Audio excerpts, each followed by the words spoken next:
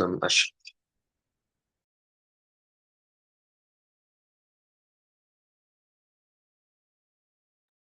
هل ترون الشاشة الآن؟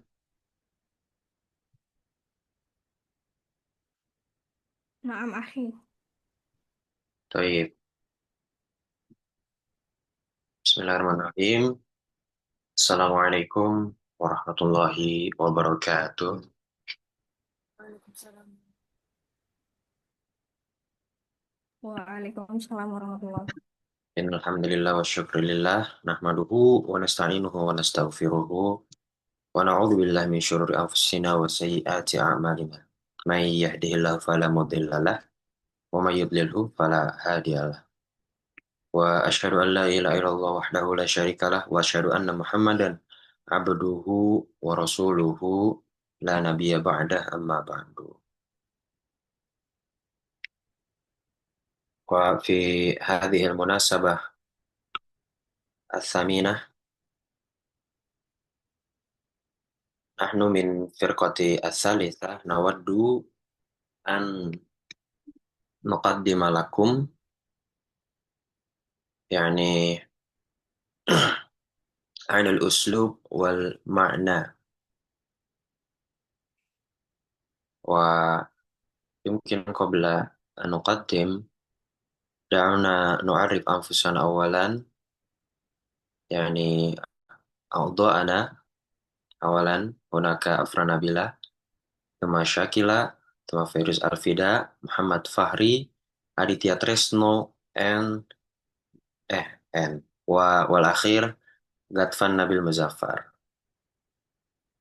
ويمكن لي الموضوع بعد هذا سيقدم لكم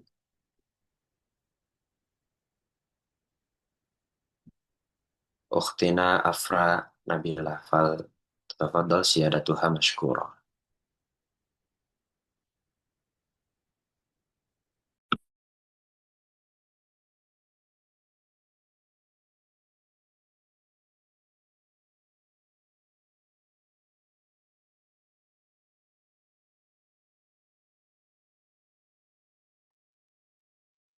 عفوا،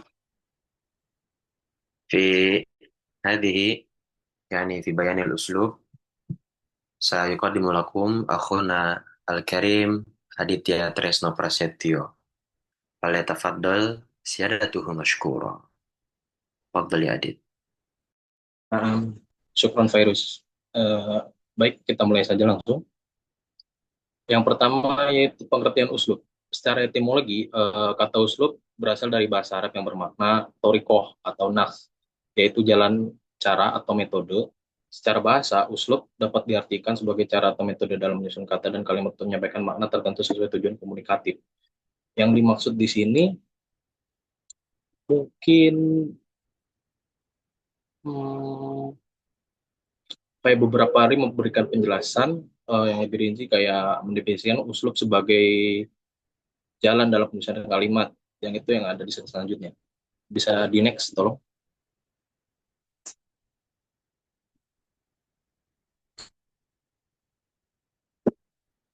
Uslub sebagai torik yaitu fi al-tolib, yaitu jalan dalam penyusunan kalimat yang menjadikan bahasa lebih indah dan kuat maknanya. Uslub merupakan bagian dari stilistika Arab yang mencakup pilihan kata, susunan kalimat, serta strategi retorika untuk menghasilkan efek tertentu pada pembaca maupun pendengar. Boleh di next.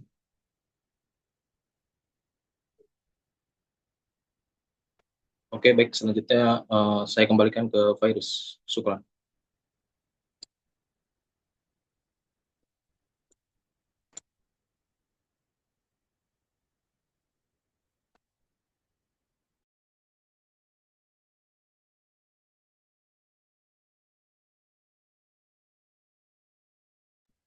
عفوا. في هذه الفترة يعني في العلاقة بين الأسلوب والبيان سيقدم لكم أخونا غطفان نبيل مظفر، فليتفضل سيادته مشكورا. Baik, terima kasih Akhi Virus atas kesempatannya. Jadi di sini saya izin menjelaskan mengenai hubungan antara uslub dan bayan. Nah, yang tadi kita ketahui bahwa uslub itu pada dasarnya cara atau gaya penyampaian bahasa bisa berupa susunan kata, pilihan diksi atau bentuk kalimat yang dipakai penutur untuk menyampaikan maksud. Nah, dan bayan sendiri itu dalam balagoh adalah salah satu cabang ilmu yang membahas cara-cara pengungkapan makna agar lebih jelas, indah dan sesuai maksud pembicaranya gitu. Nah, tapi hubungan antara uslub dan bayan yang kita ketahui di sini yaitu pertama ada uslub sebagai wadah, bayan sebagai isi. Nah, uslub menjadi media penyampaian, sedangkan bayan memperkaya makna. Jadi uslub tanpa bayan bisa dibilang cenderung kering gitu. Nah, sementara bayan tanpa uslub tidak memiliki bentuk yang jelas. Nah, kedua yaitu ada bayan lahir melalui uslub. Nah, perangkat bayan seperti istiaroh, tasbih, dan kinayah hanya bisa muncul ketika susunan uslub tertentu. Jadi, bayan tuh nggak bisa berdiri sendiri, melainkan membutuhkan uslub gitu. Nah, ketiga yaitu ada keterpaduan fungsi. Uslub memastikan makna tersusun rapih, jelas, dan mudah dipahami. Nah, sementara bayan memperhalus, memperjelas sekaligus memperindah penyampaiannya gitu. Oke, next.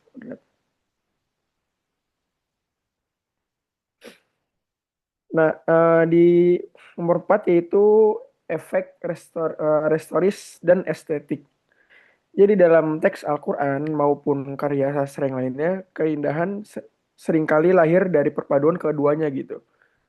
Jadi uslub memberikan struktur yang teratur, sementara bayan menambahkan kekuatan retorika yang memikat. Nomor 5 yaitu instrumen dalam memahami teks gitu. Jadi dalam kajian tafsir dan sastra gitu, pemahaman pemahaman bayan seringkali tidak bisa dilepaskan dari penguasaan uslub.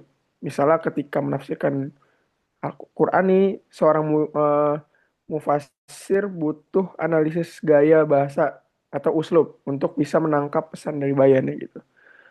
Dan terakhir yaitu mencerminkan karakter penutur dan pesan.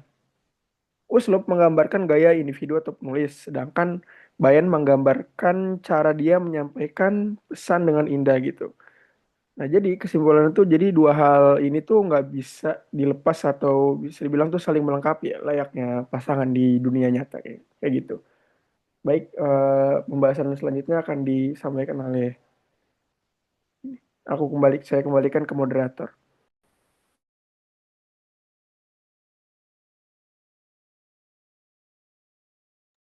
طيب أشكركم على حسن التقديم. فللفقرة بعد هذا سيقدم لكم أخونا فهري، فيتفضل سيادته مشكورا. Baik, syukran Akhi Faraz atas kesempatannya. Ya, langsung kita masuk ke poin pembahasan di sini yaitu urgensi kata dan kalimat dalam uslub bayani. Jadi uslub bayani termasuk dalam pembahasan dalam bidang ilmu balaghah seperti yang kita ketahui bersama bahwasanya eh, dalam uslub bayani itu merupakan gaya bahasa yang mencakup pilihan kata, susunan kata dan juga bahkan strukturnya gitu. Terutama dalam ayat Al-Quran, adapun uslub ini sangat erat hubungannya dengan kata dan kalimat. Dalam ayat Al-Quran itu sendiri, prinsip pembahasan uslub bayan ini memiliki kaitannya yang sangat kuat dengan susunan kata-kata dari ayat Al-Quran itu sendiri. So, guys, lanjutkan ya. Dan kata-kata dari ayat Al-Quran itu memiliki tujuan gitu untuk mengungkap makna tinggi dan indah dari setiap ayat-ayat tersebut. Oke, mungkin langsung kita beranjak ke contoh terkait hubungan antara kata dan kalimat dengan usul bayan ini. Bisa di next slide. Ya, di sini kami menampilkan surat Ar-Ra'd ayat 21. Ya, sebagai contoh, untuk memberikan sudut pandang terkait perbedaan pemilihan kata yang berpengaruh terhadap makna dalam ayat itu sendiri gitu. Dalam surat ini, dalam ayat ini, afwan, terdapat dua pemilihan kata yang mana maknanya itu memiliki perbedaan gitu. Akan tetapi artinya sama gitu, yaitu lafaz al-khauf dan juga al-khasyah. Seperti yang telah kita ketahui bersama bahwasanya dua lafaz ini memiliki arti yang sama, yaitu ketakutan. Akan tetapi dalam ayat Al-Quran, penggunaan dua kata tersebut di dalam satu ayat yang sama itu mengarah ke makna yang berbeda. Oke, sini ada Ar-Ra'd ayat 21. Bismillahirrahmanirrahim. Walladzina yasiluna ma amarallahu bihi ayyusala wa yakhshawna rabbahum wa yakhafuna su'al ihsab. Artinya adalah orang-orang yang menghubungkan apa yang Allah perintahkan untuk disambungkan seperti silaturahmi, takut kepada Tuhannya, dan takut pula kepada hisab yang buruk.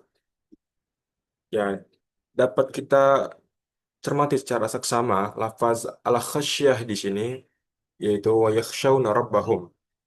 Itu memiliki makna dengan menunjukkan kehebatan dan kebesaran yang ditakuti. Siapa itu? Rabbahum, Tuhan mereka. Ya, sama-sama kita tahu bahwasanya Rabb dalam hal ini adalah Allah yang memiliki sifat yang maha besar, yang maha agung. Maka dari itu, pantaslah kita sebagai hambanya itu mentakuti suatu hal yang agung dan besar. Seperti itu. Akan tetapi di setelahnya, wa yakhafuna su'al hisab.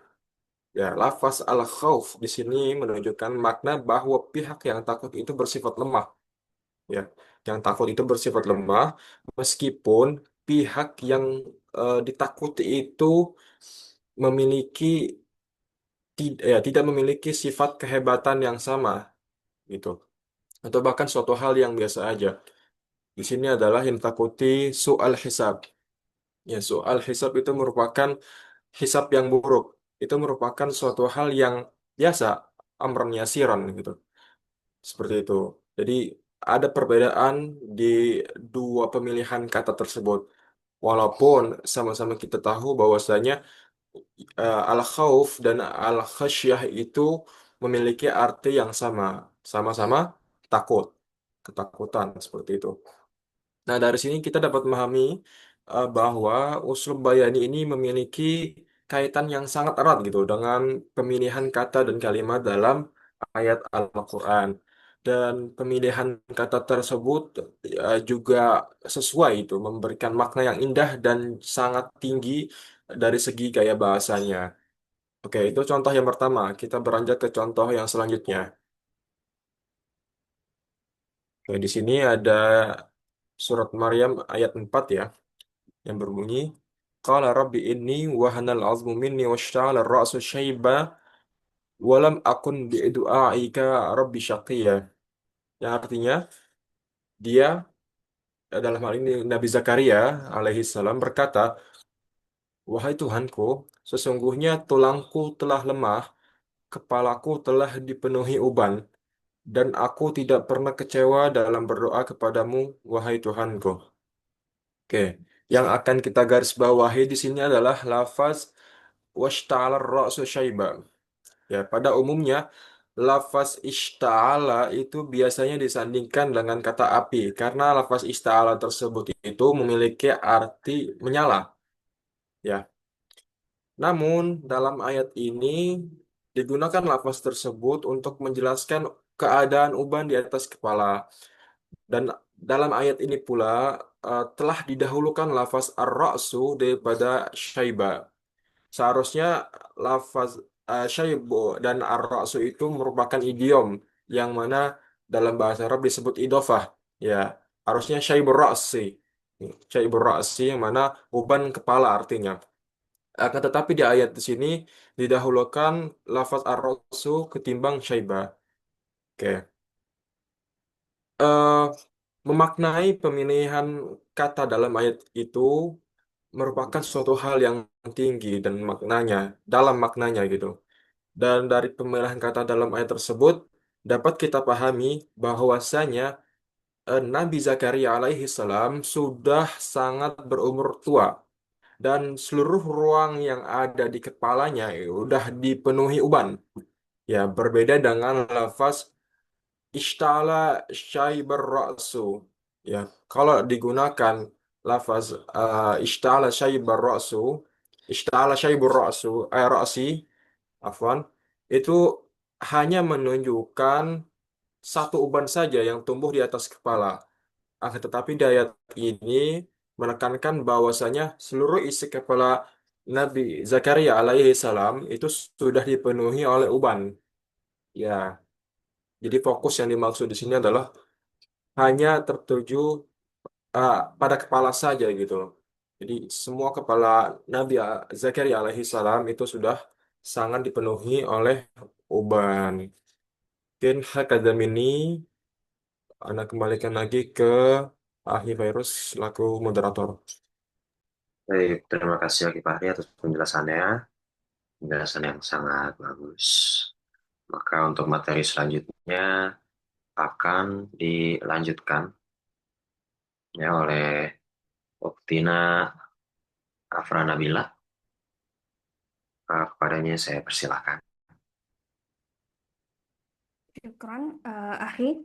Selanjutnya kita membahas tentang apa itu ijaz. Jadi di slide sebelumnya kita sudah mengerti ya teman-teman, bagaimana urgensinya uslub bayani di dalam Al-Quran.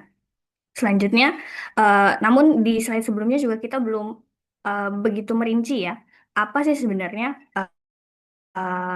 ijaz dari uslub bayani itu sendiri. Penjelasannya akan dibagi secara ke dalam dua bagian. Yang pertama itu kita akan membahas tentang i'jaz secara bahasa. Jadi i'jaz ini adalah masdar dari kata ajaza yang artinya itu melemahkan.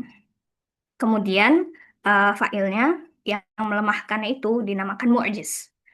Lalu ketika kemampuannya si mu'jiz ini dalam melemahkan pihak lain itu uh, gapnya ya itu amat sangat jauh gitu atau sangat menonjol gitu. Jadi antara kekuatannya itu gap kekuatannya itu besar gitu ya sehingga mampu membungkam lawannya maka kemudian itu dinamakan mu'jizat seperti itu. Kemampuannya dinamakan mu'jizat. Boleh di next slide.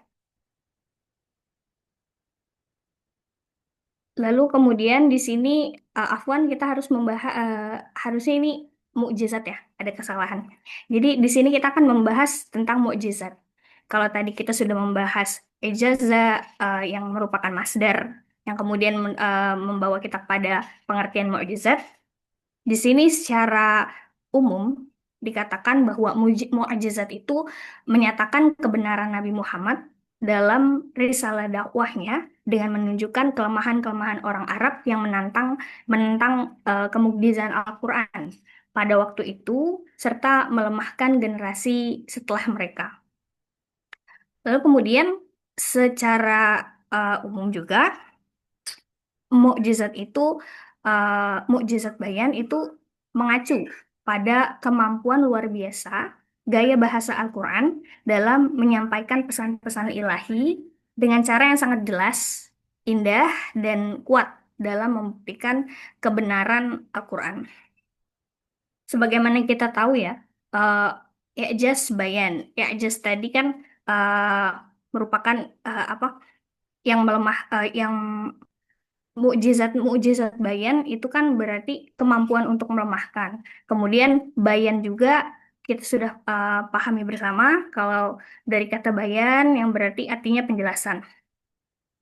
Nah, mukjizat bayan ini mengacu pada uh, bentuk penyampaian informasi yang uh, dengannya itu sangat jelas gitu, secara jelas dan menggugah pemahaman. Jadi di sini mukjizat bayan itu mengandung makna yang mendalam, lalu kemudian ada permainan retorika di dalamnya dan sebagainya, sehingga dampaknya secara psikologis dan uh, secara ini logis, mereka mukjizat bayan ini mampu mengguncang mengguncang pemikiran ya, pemikiran orang-orang Arab saat itu, yang mana kita ketahui bersama juga pada zaman itu ketika turunnya Al-Quran itu sedang marak-maraknya, bukan, sedang sastra Arab yang saat itu lagi masyhur adalah syair, teman-teman. Jadi ketika Al-Quran turun, kemudian di dalamnya juga termasuk terdapat mukjizat bayan ini, kemudian eh, hal ini mengakibatkan orang-orang Arab saat itu menjadi eh, merasa terguncang, kurang lebih seperti itu. Sekian penjelasannya akan dilanjut oleh eh, rekan saya. Saya kembalikan kepada Ahli Virus. Syukran. Untuk materi selanjutnya yang akan disampaikan oleh Ukti Syakila, kepadanya saya persilahkan. Baik, Akhi Fairuz, syukron atas kesempatannya. Slide selanjutnya akan dibacakan oleh saya, yaitu mengenai mukjizat uslub bayani dalam Al-Quran.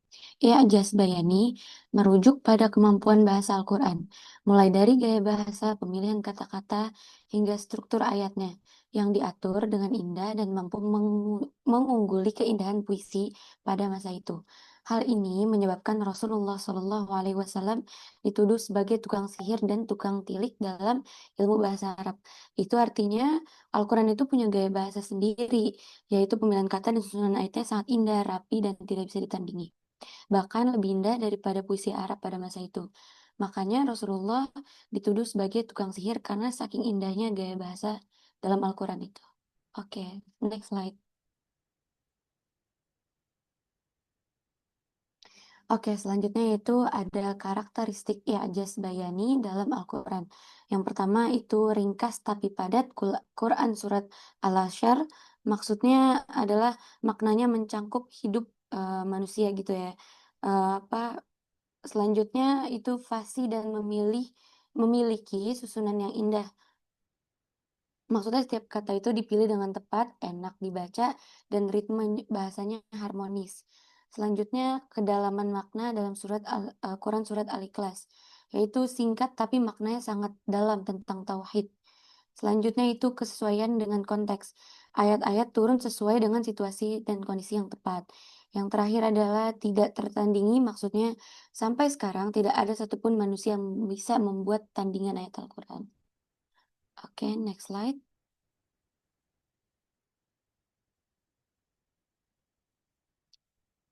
Oke, contoh uslub bayani dalam Al-Quran yaitu A'udzubillahiminasyaitonirrajim, Bismillahirrahmanirrahim. Wallazina yasilu ma amarallahu bihi an yusallu wa yakhshawna rabbahum wa yakhfawna su'al hisab. Yaitu orang-orang yang menghubungkan apa yang Allah perintahkan untuk disambungkan seperti silaturahmi, takut kepada Tuhannya, dan takut pula pada hisab yang buruk. Di sini terlihat banget uslub bayaninya terlihat dari kata yang dipilih, yaitu memberi kesan sangat kuat dan menyambung. Susunan ayatnya pun singkat tapi menyentuh hati. Selain itu, maknanya luas. Bukan hanya tentang silaturahmi, keluarga, tapi semua hubungan baik yang Allah perintahkan. Baik, untuk slide selanjutnya dikembalikan kepada moderator. Terima kasih.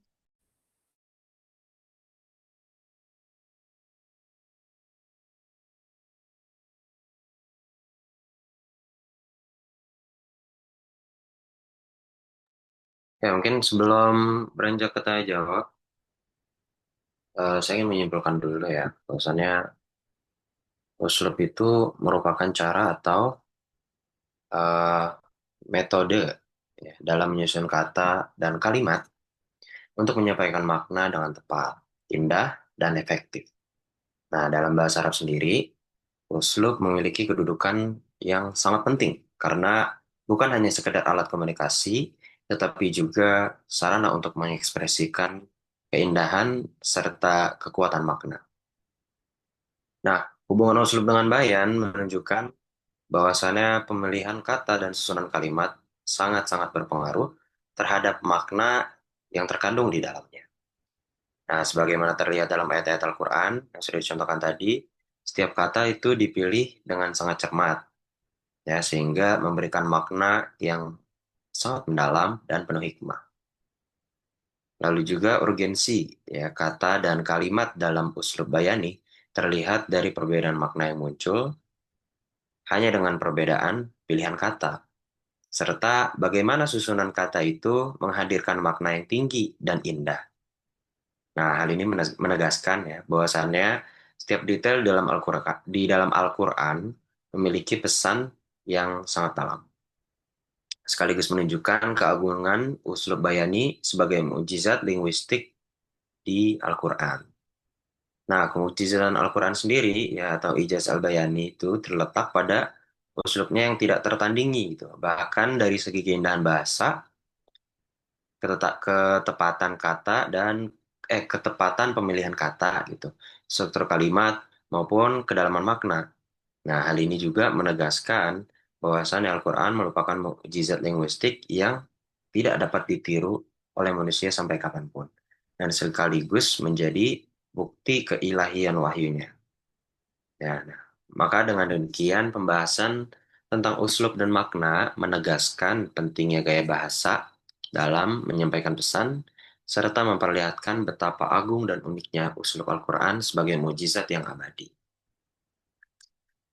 Nah, mungkin kita beranjak ke sesi selanjutnya yaitu tanya jawab.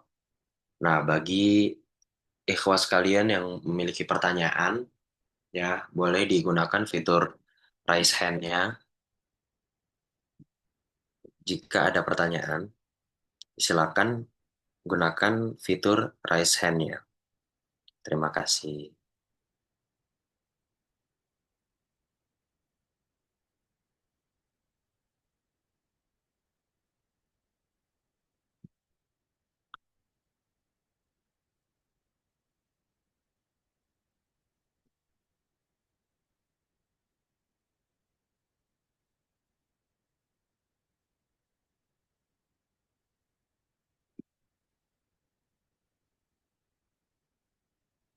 Oke, ada yang ingin bertanya?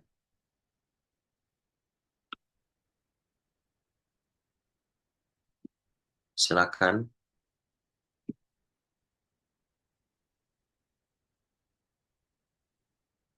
Apakah ada yang ingin bertanya?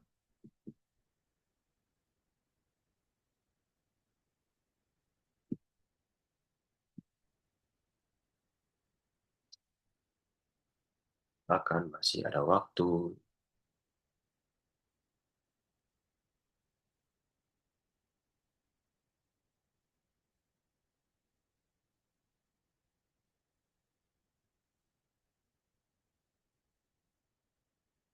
Silakan.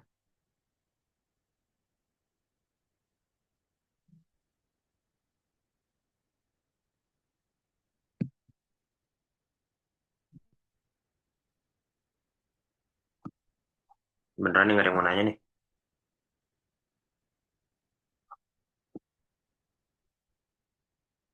Pada belum mau ngopi kali ya?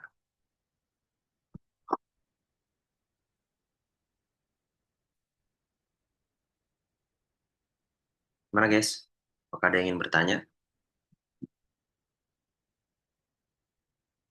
Ya mungkin kalau tidak ada pertanyaan, apakah mungkin saya kembalikan ke PJ karena berhubung Ustazah belum datang?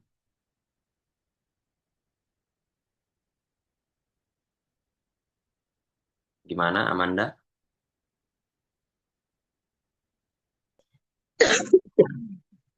Terima kasih sebelumnya atas kesempatannya. Mohon maaf saya off cam karena sedang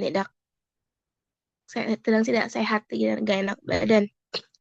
Pertanyaan saya adalah apakah uslub atau gaya bahasa yang ada dalam Al-Quran itu bisa kita ambil dan dipraktekkan dalam kehidupan sehari-hari kayak gitu. Karena kan kalau dilihat-lihat itu kan uslub-uslub yang ada dalam Al-Quran itu dia bagus ya. Kayak bahasanya puitis kayak gitu. Itu mungkin pertanyaan dari saya. Terima kasih. Syukron Ukhti Gina. Mungkin pertanyaan Ukhti Gina bisa langsung dijawab ya oleh salah satu rekan saya yang sudah siap menjawab. Silakan, Akhi.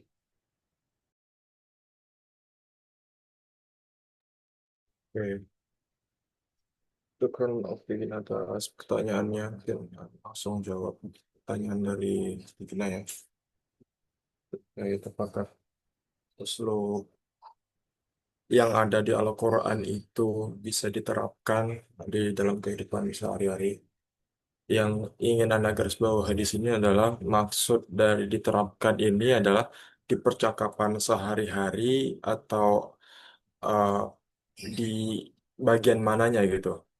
Mungkin waktu ini bisa lebih memperinci lagi atas pertanyaannya. Eh, Kayak gini misalkan di dalam surat apa namanya teh As-Saffat, itu ada dalam ayat.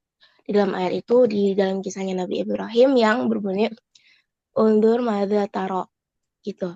Nah, apakah kata undur madza taro ini tuh bisa kita aplikasikan dalam kehidupan sehari-hari? Maksudnya bisa kita pakai dalam percakapan kita sehari-hari juga kayak gitu atau memang nggak bisa kayak gitu lah. Oke.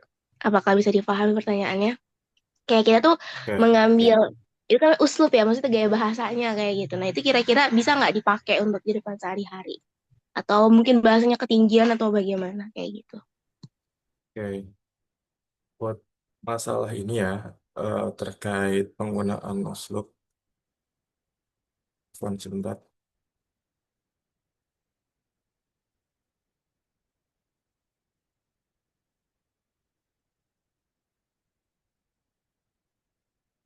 Ya, karena yang sama-sama kita ketahui bersama bahwasanya gaya bahasa Al-Quran itu sangatlah tinggi, ya, dan Al-Quran sudah mengatakan juga gitu bahwasanya tidak ada seorang di dunia ini yang dapat memberikan atau mendatangkan satu ayat serupa dengan Al-Quran.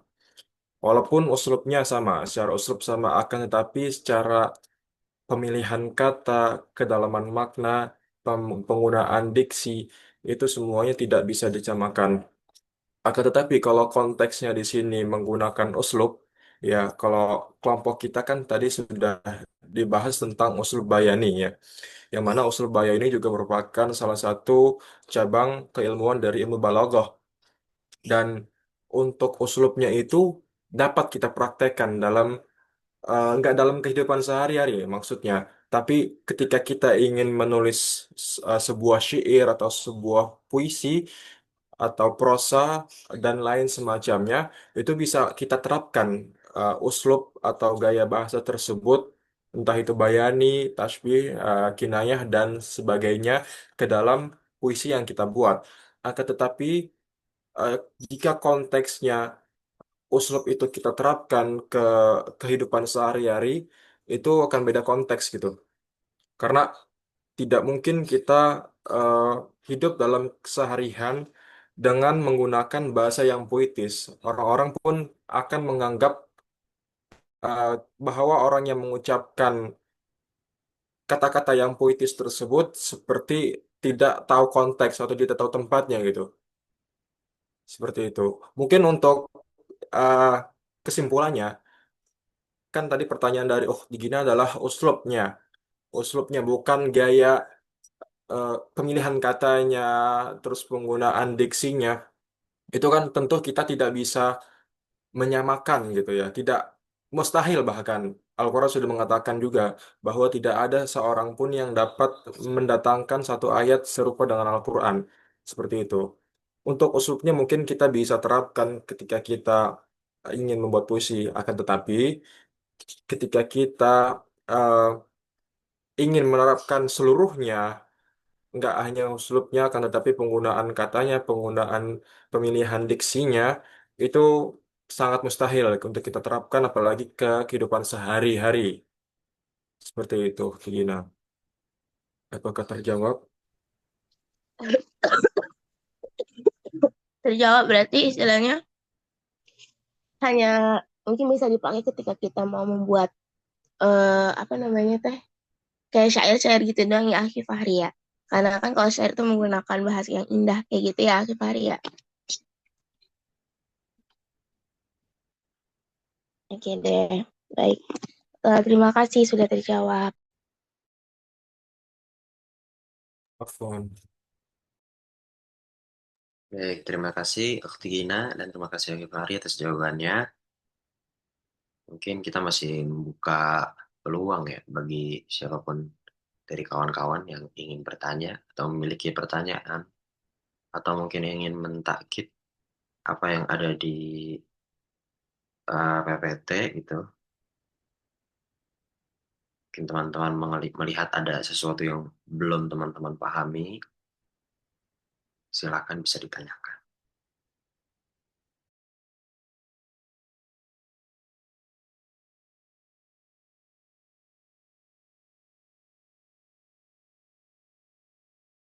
Ya,